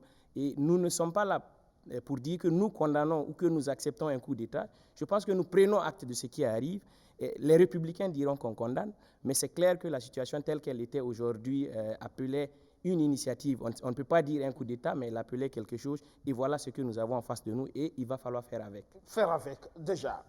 Boukari Ouedraogo, si on revient justement à vos appels au niveau de la région du Centre-Nord, qu'en est-il de la situation aujourd'hui, l'état des lieux, pour qu'on sache justement à quoi devront s'attendre les nouvelles autorités? Ok, donc merci beaucoup. Et comme mes prédécesseurs, pour ce qui concerne la région du Centre-Nord, si vous prenez la situation à l'heure actuelle, nous pouvons dire que le Centre-Nord, il y a certaines routes que même si tu es militaire ou gendarme, et de façon résumée, les FDS même n'empruntent plus. Et actuellement, les 3 chefs-lieux des provinces, il est très difficile, en tout cas pour les citoyens, d'emprunter la voie. Je prends un exemple. Pour quelqu'un qui est à Kaya et qui veut venir à Kongoussi, on te conseille de venir à Ouaga avant de repartir à Kongoussi. Or, pourtant, ça fait plus de 200 et quelques kilomètres. Or, pourtant, Kaya, Kongoussi fait 57 kilomètres si je ne me trompe pas. Et je vous avoue aussi que l'axe Kaya-Boulsa, ça tourne autour de 80 et quelques. Et là aussi, il faut aller passer par Zignare, et en passant par Jorgo, un peu partout, arriver à Koupela pour tourner pour venir à Boulsa. Donc, ce qui veut dire que ça, c'est les axes vraiment, en tout cas les capitales des provinces. Mais si on prend la province du San-Mantenga particulièrement, aujourd'hui, il y a une commune qui n'existe que par le nom. Toute la commune entière est tombée. Dablo? Dablo. Et à l'époque, on a tout le temps interpellé. On avait même interpellé bien avant que la commune tombe, parce que les populations fuyaient la nuit. Et généralement, qui vous prenez ces femmes qui bravaient vraiment cette route pour venir, c'est à partir de 19h qu'elles empruntent la voie. Et elles arrivent à Barsalgo à 10h du matin. Ce qui veut dire que, combien d'heures de route, bon, c'est énorme. Et c'est à pied, plus d'une quarantaine de kilomètres. Parce que Dablo, Barsalgo, je crois que c'est 45 kilomètres. Et ces populations commençaient à emprunter la voie à pied pour venir. Nous avons dénoncé. On a même fait une marche, on a fait une conférence de presse à l'époque. Je crois que vraiment BF1 a relayé ça. Et on nous avait dit que la situation allait vraiment s'améliorer, que c'est à cause des saisons de pluie qu'il allait vraiment déminer les voies pour que ces populations-là puissent vraiment avoir assistance. Jusqu'à ce que ces populations étaient laissées à elles-mêmes à un certain moment, où des femmes prenaient leurs enfants pour amener jusqu'à Kaya. Je vous avoue que la situation n'était pas simple. Aujourd'hui, quand on prend Barsalgo, qui est une commune vraiment, qui est réduite vraiment au centre même de Barsalgo, il y a des villages tels que Foubé, Ankuna, qui s'est vidé totalement de ces populations. Et si vous prenez la province du BAM, aujourd'hui, on ne parle plus de Zimtanga. Zimtanga, ça n'existe pas le nom. Et grave aussi, si vous prenez la situation à l'heure actuelle, les producteurs qui avaient en tout cas emprunté l'argent des banques pour produire et qui n'ont pas pu en tout cas produire ces récoltes-là, actuellement sont confrontés à des problèmes. Problèmes d'insécurité et problèmes aussi avec les banques. Et la situation est vraiment chaotique et la situation est vraiment décourageante et comment dire, inexplicable vraiment sur le terrain. Prenons la province du Namentenga. Vous prenez l'axe Dori. Même pour aujourd'hui, pour aller à Dori, vraiment, je vous dis que avant de partir, tu te réfères vraiment à ta religion pour faire des prières, dire, là où je parle, là, je peux repartir, et puis je peux ne plus revenir. Vous prenez Bourjanga. À l'heure actuelle, pas Bourjanga, Bouroum. Bouroum, à l'heure actuelle, si vous arrivez, il y a certaines communes telles que Redkoulga. Redkoulga est reconnu vraiment comme une commune, comme un village vraiment qui produisait beaucoup de choses, comme d'autres villages. Mais à l'échelle, ces villages-là n'existent plus. Donc c'est pour dire que la situation au Centre-Nord est vraiment chaotique. Et quand on regarde le nombre de déplacés internes que nous avons, mais je vous dis plus d'1,5 million de déplacés internes et la majorité se trouve dans la région du Centre-Nord. Et la commune de Kaya aujourd'hui, vous ne pouvez pas croiser trois personnes que vous allez croiser, les deux sont des PDI. Ce qui veut dire que la situation que nous vivons vraiment est catastrophique. Sans oublier que ces déplacés internes à Kaya ont besoin d'un minimum de dignité. Et parfois aussi, l'accueil, il y a des choses à redire. C'est ça. Et je profite de vous dire qu'à l'époque même, il y a eu plusieurs choses qui se sont déroulées. Il y a des déplacés qui se sont pendus. Rien qu'il y a 3 semaines de cela, il y a un enfant qui est mort au stade régional. C'est ce qu'on aurait appris. Tout simplement, si vous arrivez, la situation qui est là-bas est vraiment catastrophique. Et dans les sites de pays, quand vous arrivez, vous dites non. Est-ce qu'on se pose la question, est-ce que nous sommes vraiment, c'est le Burkina Faso que nous vivons ici? Est-ce que le Centre-Nord, qui est reconnu vraiment comme une région riche, beaucoup de potentialités, qui est, la cité de Kouiré, de Kourokoura, est-ce que c'est ce même Centre-Nord qu'on a connu il y a 5 ans, il y a 10 ans, il y a 20 ans? D'accord. Non, ce n'est pas simple. Donc, pour vous dire, pour couper, je peux dire, la région du Centre-Nord, à l'heure actuelle, est complètement délaissée. Et la situation est telle qu'à Kaya même, la situation sévit. Parce que Basnéré, c'est un village de Kaya. À l'heure actuelle, Basnéré, c'est pas simple. Rien que la semaine surpassée, les gars sont rentrés là-bas, amener les gens à la mosquée par force et les dit de couper des trucs, leurs pantalons. Vous voyez, ça c'est dans la commune de Kaya. Dans la commune même de Kaya déjà, l'ennemi est déjà à côté. Ça, c'est l'état des lieux pour la région du Centre-Nord. Dans la région de l'Est, monsieur Woba, on imagine que là aussi, c'est une situation assez difficile. Déjà, vous avez un problème de route. Vous avez pris un hélico pour venir à Ouaga ou... Oui, c'est vrai. Il faut dire qu'entre Fada et puis Gungen, ça, ce sont les mains habiles et invisibles de Dieu lui-même là, en tout cas, que nous ont conduits. Il n'y a pas de Gungen. Dieu a remis certainement le volant entre chauffeurs là, pour qu'Antoine puisse arriver à bon port. Parce qu'effectivement, comme vous le dites bien, en tout cas, la route demeure déjà une préoccupation vraiment majeure au niveau de la région. Mais avant peut-être en tout cas de revenir là-dessus, je voudrais en tout cas effectivement évoquer la question sécuritaire. Pour dire que la région de l'Est aujourd'hui, c'est comme en tout cas une copie identique, en tout cas à celle du Centre-Nord, au regard en tout cas de la peinture faite par M. Ouedraogo. Parce qu'effectivement, à l'Est aussi jusqu'à présent, la situation ne s'améliore pas. Bien au contraire, elle se dégrade encore du jour, en tout cas au jour, parce que les écoles continuent en train de fermer les unes après les autres. Le nombre de déplacés internes aussi ne fait que croître, et en tout cas les voies aussi demeurent toujours en tout cas difficiles à emprunter, parce que il y a encore au moins, je vais dire jusqu'en 2021, sur l'axe Fada et Bogandé au moins. Bon, ça semblait en tout cas assez sûr, il n'y a pas beaucoup d'incidents en tout cas sécuritaires signalés de ce côté. Mais aujourd'hui, après donc Fada Diapaga, après Fada et Pama, après Fada et Gaïri, Fada c'est le chef de la région, et maintenant il faut en tout cas désormais aussi compter l'axe Fada Bogandé qui devient également en tout cas difficile à emprunter donc du fait des incidents sécuritaires. Et pire, en cette année donc 2022, en ce mois de janvier finissant là, il y a aussi un incident sur l'axe Fada-Ouagadougou même si on a appelé ça braquage, dans tous les cas c'est aussi de l'insécurité. Donc c'est jusqu'à quel point, en tout cas aujourd'hui, la situation c'est une région qui est en train d'être isolée complètement. Exactement. Donc, et si vous ajoutez à cela encore donc, les réseaux routiers en tout cas défectueux, bon, vous comprenez que vraiment, en tout cas, la détresse est très grande donc, pour les populations de la région de l'Est. Justement, région difficile, il faut se sauver par moment, mais pour se sauver, il faut avoir des routes pour pouvoir partir. Ça aussi, c'est une réalité. Oui, Monsieur Diko, du côté du Sahel, c'est aussi, c'est d'ailleurs la première région qui avait été touchée par la situation, mais on imagine aujourd'hui que c'est beaucoup plus compliqué. Récemment, des élèves de la localité dénonçaient effectivement une réalité. Absolument. Je pense que le tableau qui vient d'être dépeint par mes deux camarades de Kaya et de Fada est un peu la nôtre aussi comme situation. Mais je pense que tout le monde au Burkina aussi sait que, comme vous l'avez dit, la porte d'entrée de cette crise, c'était cette région du Sahel. Et donc, vous imaginez que si elle a pu migrer, aller dans d'autres régions, comment est-ce que le Sahel est aujourd'hui? Je ne vais pas être... parce que si j'utilise certains mots, je pense que je vais faire peur aux gens, mais la réalité est là. Je pense que c'est une situation très difficile qu'il faut avoir le courage de le dire. C'est une situation très difficile. Aujourd'hui, sur 26 communes dans la région du Sahel, celles qui fonctionnent correctement ne dépassent pas 3. Et quand je dis correctement encore, c'est pour dire que je mets de la manière. Parce qu'on sait très bien qu'il n'y a aucune commune qui fonctionne normalement. Mais si on veut être un peu optimiste, on va dire qu'il y a 3-4 communes, à savoir Dori, Gorom, Djibo et Seba. On va dire 4 communes, les chefs-lieux, qui fonctionnent correctement. En dehors de ces 4 communes, je pense que la grande partie n'existe plus. Vous allez voir que les maires sont soit dans les 4 villes que j'ai citées, soit ils vivent maintenant à Ouagadougou. Donc c'est pour vous dire que déjà à ce niveau, on a un problème. Ensuite, je parlerai de la situation des personnes déplacées internes que tout le monde connaît, une situation très déplorable.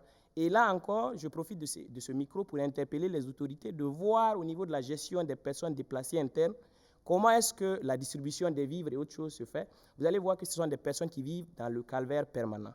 Pour ce qui est de la région du Sahel, spécifiquement, la question de l'eau est une question primordiale. Et aujourd'hui, dans les sites des personnes déplacées internes, c'est une question qui devient préoccupante. Et donc, j'interpelle à ce niveau aussi ceux qui ont le pouvoir de faire quelque chose à ce niveau. Ensuite, je vais parler des infrastructures. Je veux dire que déjà même avant cette situation de l'insécurité, le Sahel était en quelque sorte une zone délaissée, comme l'Est déjà. Mais vous allez voir actuellement, surtout avec cette situation, il n'y a déjà pas de route et celles qui existent sont délabrées. Mon frère de Kaya disait que quand eux ils prennent la route pour venir à Dori, ils prient. Ah ben déjà, imaginez si nous qui sommes au Sahel, quand nous voulons aller à l'intérieur du Sahel, qu'est-ce que nous faisons? Déjà, nous pensons que c'est parce que nous sommes trop optimistes que nous sommes encore dans ces zones-là. Pour ajouter à cela encore, il y a la question de l'éducation, qui je pense qui est une question primordiale et très centrale, qui aujourd'hui, peut-être tout le monde ne le voit pas, mais sur le long terme, va poser de véritables problèmes à notre nation. Ça veut dire quoi? Aujourd'hui, nous avons dans le Sahel une très grande majorité des enfants qui ont l'âge d'aller à l'école, qui n'y vont pas, qui sont laissés à eux-mêmes et que parfois, que Dieu me garde, mais je pense qu'ils peuvent être le problème le plus immédiat si on ne prend pas soin d'eux. Et pour terminer, je voudrais dire que dans beaucoup de localités au Sahel aujourd'hui, on a des problèmes de réseau téléphonique. Tout le monde se rappelle du fait que la ville de Séba a été coupée du monde par rapport à la communication pendant plusieurs semaines sans qu'il y ait aucun réseau là-bas qui fonctionne. Parce que les pylônes, exactement. Aussi, Donc voilà, je pense que la situation est connue, mais il y a lieu D'accord. Et vos attentes, pour terminer, parce qu'on me fait signe que le temps file, oui. Vos attentes? Nos attentes, par rapport aux nouvelles autorités, je pense que la chose qu'on peut attendre immédiatement d'un militaire, je pense que c'est la question de défendre l'intégrité territoriale du Burkina Faso, de ramener la sécurité. Mais je voudrais que cela ne soit pas que des discours, que cela ne soit pas des propos. Nous voulons des résultats concrets dans la lutte contre le terrorisme. Et quand je dis résultats concrets, moi je voudrais qu'on arrête de nous servir le discours habituel. On a tué 10 terroristes ici, on a tué 5 terroristes là. Je pense qu'on n'en a pas besoin. Le résultat que nous aimerions aujourd'hui, la communication que nous voudrions que les autorités nouvelles aient aujourd'hui, c'est de savoir, c'est de nous dire, nous avons pu récupérer tel nombre de villages, nous avons pu réinstaller tel nombre de personnes déplacées internes. Je pense que ça pourrait galvaniser le peuple burkinabé, ça pourrait en tout cas rassurer dans une certaine mesure. En continuant toujours dans nos attentes, je dirais que dans la récupération de notre intégrité territoriale, dans la restauration de notre intégrité territoriale, il y a une question centrale que nos nouvelles autorités doivent avoir à l'esprit, et de ça de façon permanente, la question du respect des droits humains et la question aussi de lutte contre la stigmatisation. Je dis cela parce que nous qui venons du Sahel et qui appartenons à une certaine communauté, nous avons subi exactement beaucoup de choses, je vais passer là-dessus, mais j'exhorte les nouvelles autorités à mettre vraiment cette question-là au cœur de leurs préoccupations et au cœur de la lutte contre le terrorisme. Et pour continuer aujourd'hui, je voudrais que nos nouvelles autorités ne se concentrent pas uniquement sur les armes à tirer de gauche à droite pour tuer l'ennemi. Il faut travailler sur la radicalisation. Il faut travailler à déradicaliser, mais aussi à prévenir la radicalisation dans les zones où le problème terroriste est déjà installé. Ça demande de l'investissement. Oui, absolument. D'accord. Oui, merci. Justement, vous parlez tout à l'heure de stigmatisation, etc. On a eu le cas Yirgou. C'est aussi des cas comme ça aussi qu'il faut travailler à prévenir, mais aussi à élucider, justement. Oui, monsieur Woba, en une minute pour terminer vos attentes. Oui, naturellement, la première chose, c'est quand même d'abord, en tout cas, le rétablissement de la sécurité dans la région. Aujourd'hui, que des localités comme, en tout cas, Madjouari, comme Tankwalou, puissent effectivement aussi, en tout cas, retrouver la quiétude et puissent, en tout cas, les populations dans ces localités-là puissent se déplacer comme dans toute la région. Et ensuite, il faut quand même le dire, hein, c'est vrai que c'est une question en tout cas fondamentale, la sécurité, mais je pense qu'on ne va pas faire du tout sécuritaire non plus. Parce que les questions de route, les questions donc de santé, c'est également aussi en tout cas, au bout du compte, donc, des questions également sécuritaires, puis ce sont des questions en tout cas de vie. Quand vous avez effectivement un réseau routier délabré, comme en tout cas ce que vous savez déjà quand on a évoqué, il est clair qu'effectivement aussi, ça met en péril la vie. Quand effectivement il n'y a pas d'infrastructure de santé en tout cas adéquate, là aussi, en tout cas, les soins de santé en tout cas, sont compromis et donc c'est la vie aussi donc, qui est ainsi compromise. Et mieux, on ne peut pas parler d'évacuation. Aujourd'hui, effectivement, vous avez en tout cas des malades qui sont obligés en tout cas de rester et mourir sur place parce que l'état est tel que par rapport à la route là, on ne peut pas en tout cas envisager une quelconque évacuation.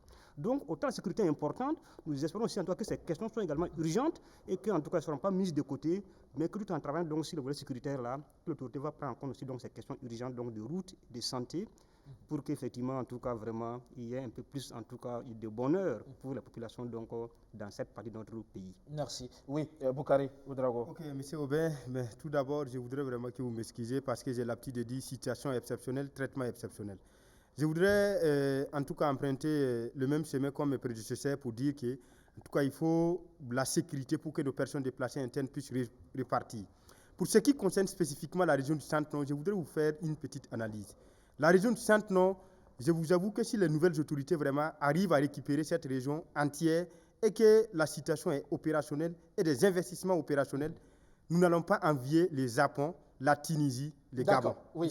Oui. Okay. Très rapidement, voilà. Le temps est fini. Voilà, donc pour vous dire, et de ce côté, nous avons des potentialités parce que la région est plus risquée que le Japon en matière de sous-sol, plus risquée que la Tunisie en matière d'énergie, plus risquée que les Gabon en matière de ressources humaines. Et pour terminer, je voudrais vraiment que nous récapitulons vraiment les choses depuis 2014 parce que nous ne voudrons pas plus voir vraiment cette vieille classe politique des années 80 revenir encore parce que la jeunesse doit être vraiment à la hauteur des attentes. J'explique, oui, vous m'excusez parce que c'est voilà, oui. Parce que ok, j'ai dit, pourquoi j'ai dit ça? Parce que quand on regarde, Blaise Compaoré à 37 ans, il était président. Thomas Sankara à 34 ans, il était président.